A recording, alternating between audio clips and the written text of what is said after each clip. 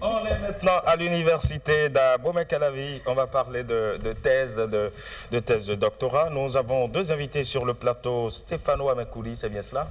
Exactement. Vous êtes le directeur du CNF Bénin. Soyez le bienvenu. C'est le campus numérique francophone. Hein? Parfaitement. Allez, merci beaucoup. Avec vous, bonjour madame Marielle Agbangbata, c'est ça? Exactement. D'accord, soyez la bienvenue. D'accord, on va revenir à vous tout à l'heure. Hein. Et puis les gens sauront pourquoi vous êtes là. Alors, monsieur Amekouli, ma thèse en 180 secondes, qu'est-ce que c'est finalement? Ma thèse en 180 secondes est en fait un concours international inspiré d'un autre concours créé dans le monde anglo-saxon en Australie, qui a été repris dans le monde francophone par le Québec en 2012. Et l'agence universitaire de la francophonie, dont le campus numérique francophone est une représentation, l'a repris il y a 3 ans et donc propose aux jeunes chercheurs, aux doctorants et aux jeunes docteurs de présenter en 3 minutes leur projet de recherche et leurs résultats devant un public non averti de profane et devant un jury de façon ludique. En quelque sorte, les doctorants font un one-man show de leur projet de recherche. Est-ce d'abord, il faut avoir des prérequis ou bien faire des exercices avant d'en arriver là ou bien comment ça se passe? C'est un exercice de communication, d'art oratoire si on peut dire.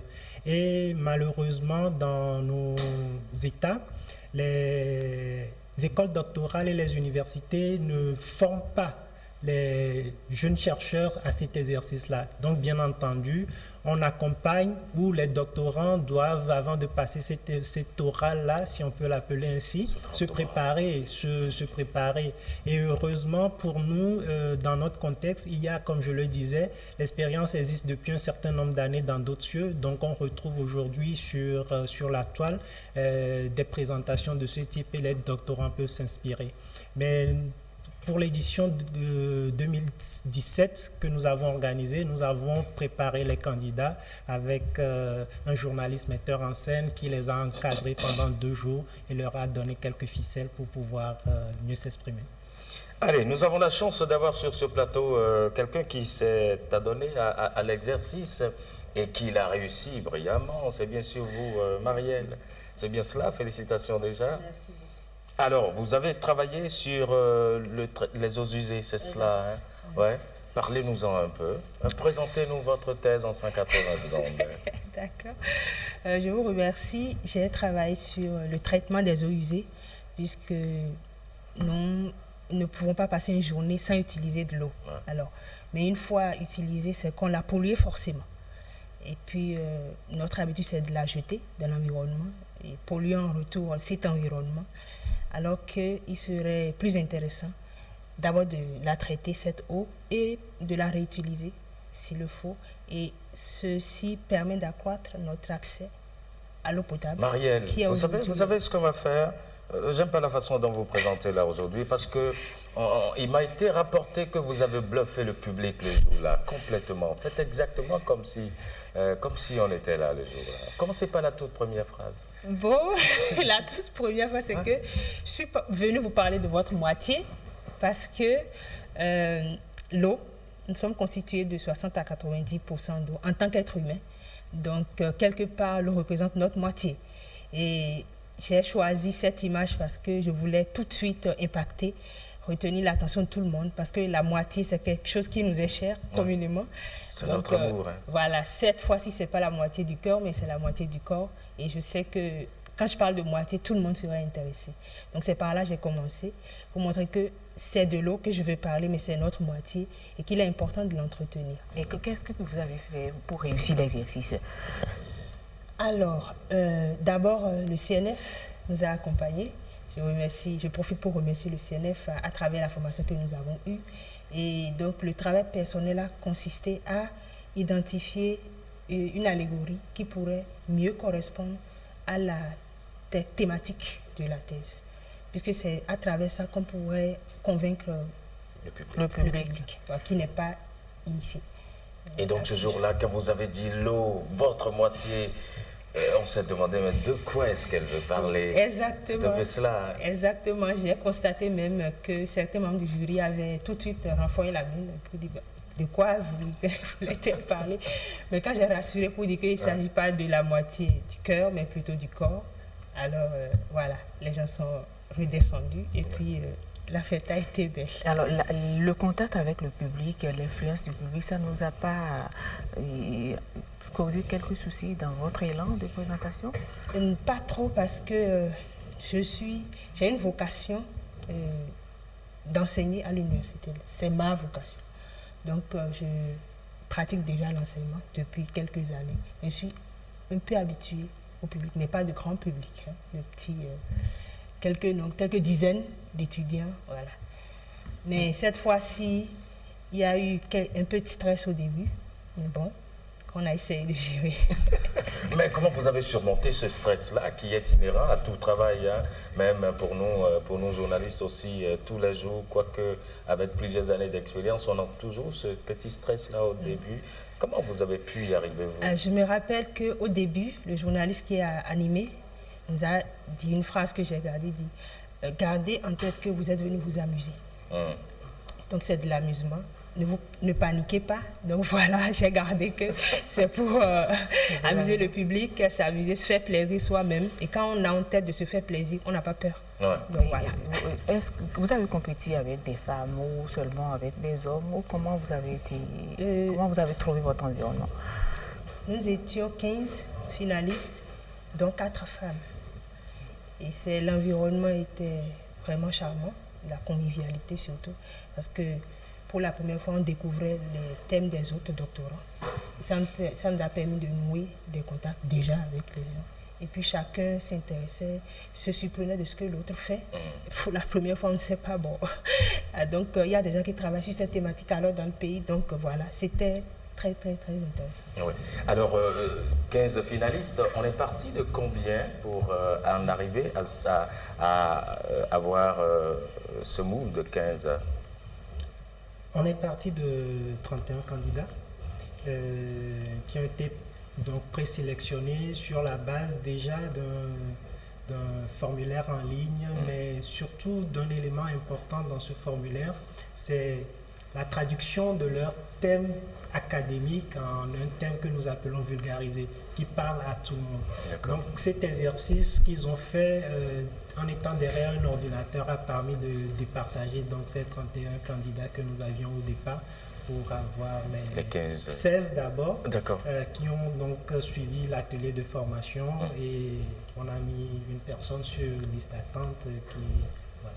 Ah d'accord, pour avoir finalement la crème de la crème. Qu'est-ce que vous allez faire de cette crème-là aujourd'hui? Quelle est la suite? Bien sûr, il y a une suite.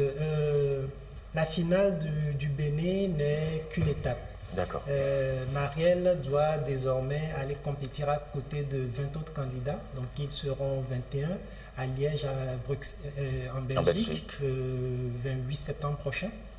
Et en marge de la compétition internationale que nous espérons porter chez nous, elle va participer à un forum de jeunes chercheurs, également donc en Belgique. Et voilà, donc c'est une compétition qui permet, elle a dit, c'était l'expérience qu'elle a vécue et que les autres ont vécu au Bénin, mais qu'elle va vivre à l'international, de mettre en relation en fait des chercheurs de différents horizons, de différentes thématiques, qui se découvrent, qui découvrent les sujets de recherche des uns et des autres, mais le plus important, c'est qui permet de passer à cette autre étape de la recherche qui est importante aujourd'hui, qui est la recherche transversale, transdisciplinaire. Marielle ne peut pas travailler sur les eaux usées sans connaître les problématiques de l'environnement, sans travailler un peu sur la chimie, elle vient d'une école doctorale en sciences exactes, et sans connaître les impacts sur le corps, donc un peu de biologie, etc. Donc pouvoir travailler, se mettre en relation avec d'autres chercheurs qui travaillent sur d'autres thématiques connexes et annexes, c'est quelque chose d'important. Et donc la suite, c'est justement de l'intégrer dans un réseau de chercheurs qui, nous espérons, aboutiront à des coopérations interuniversitaires. Alors, Marielle, pour réussir cet exercice, est-ce que vous avez entre-temps eu des prérequis en Toastmaster? En Toastmaster? Oui. Non, c'est vrai que j'ai été invitée une fois à participer à une manifestation de Toastmaster, mais je n'ai jamais eu de formation de Toastmaster. Donc, c'est une formation personnelle qui vous a donné ces résultats? Oui, il y a mon père qui m'a entraîné aussi beaucoup à l'oratoire. Donc, le papa, il était enseignant ou quoi? Mon père? Non, il n'est pas enseignant. Il n'est pas enseignant, mais bon, il est communicateur.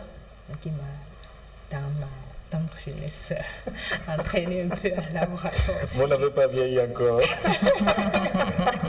Alors, mais comment vous vous préparez aujourd'hui à affronter les 20 autres candidats que vous allez rencontrer à Liège? Comment ça se prépare aujourd'hui? Préparation pratique, je l'avoue, je n'ai pas encore commencé à préparer mon discours. D'accord. Mais mentalement, je suis prête. Et il y a une chose qui est certaine, c'est que le Bénin n'ira pas faire piètre figure. Ça, c'est certain. Ça, c'est parole de Marielle. Ah oui. Je suis sûr que nous allons débriefer tout cela dès que vous serez de retour ici à Cotonou avec ce trophée.